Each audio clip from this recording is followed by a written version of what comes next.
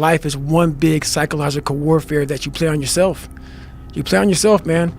The most important conversation I ever had is with myself. And the shit I was telling myself was so fucked up. It was so wrong. It was so misguided.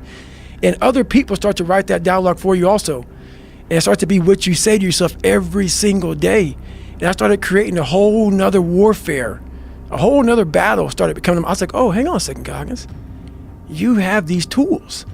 You have these tools. Your life was basically the perfect grounds for training for where you need to go in your life. All the beatings, all the bullying, all the, you going through learning disabilities, all the struggles. It was the absolute perfect training ground for you to go to where you need to go. And that's how I started looking at my life versus woe is me, poopy pants, kick a rock down the street mentality. It was, nah, God just hooked you right the fuck up. He hooked you right up, man, with the perfect place. You were training for the first 18, 19, 20, you were training for this stuff, man. You have the advantage of everybody else versus, my God, they're so above me. They came from a great family. Mom and dad love them. They didn't have to learn, they didn't stutter, they didn't struggle. No, man, your struggle is what made you who you are now. I had no self-esteem. So I knew through working out and through learning, because it took a lot for me to learn also, I started finding self-esteem. Once I found that, that's when doors started opening up. I stopped caring about people, that what they thought, being judged. Wow, if I say this, if I started right now, are you gonna make fun of me? I stopped caring about that. And that's when my life started really changing for me, slowly but surely. I had to callous over the victim's mentality. So I watched these movies. I talked about Rocky last time I was on here. I always equated training to mental toughening. Like, it always looked brutal. People waking up early and doing all these things, and it looked horrible. I was like, wow, man, I gotta start doing that.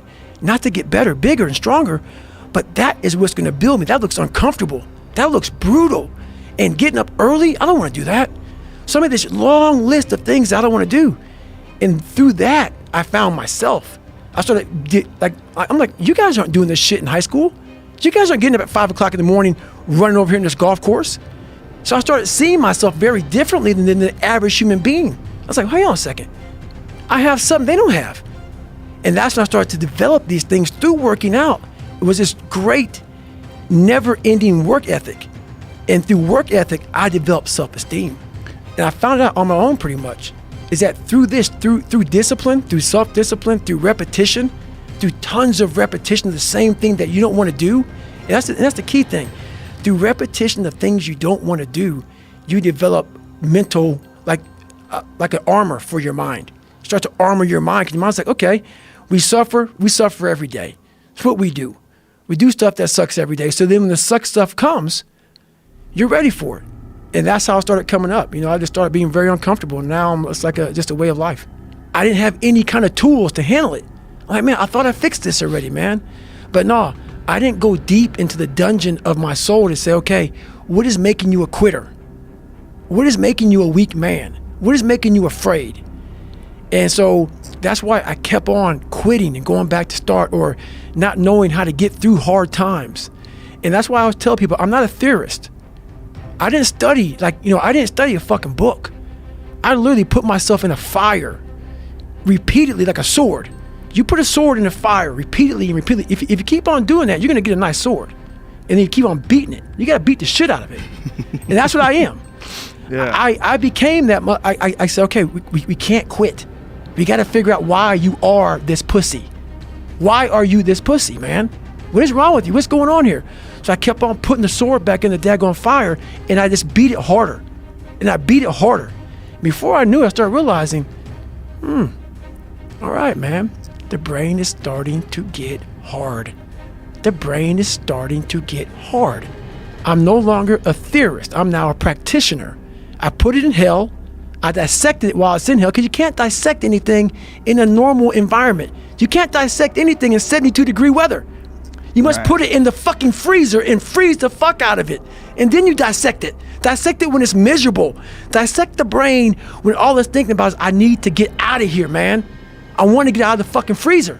When I heard the pull-up record was 4,020 pull-ups, and I was talking about breaking this record, people are like, oh my God.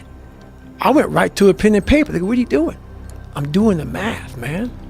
What are you talking about? I'm open-minded to the fact that, okay, if I do 5 pull-ups in a minute for so many hours, I can get so many pull-ups in. How much time do I have to rest?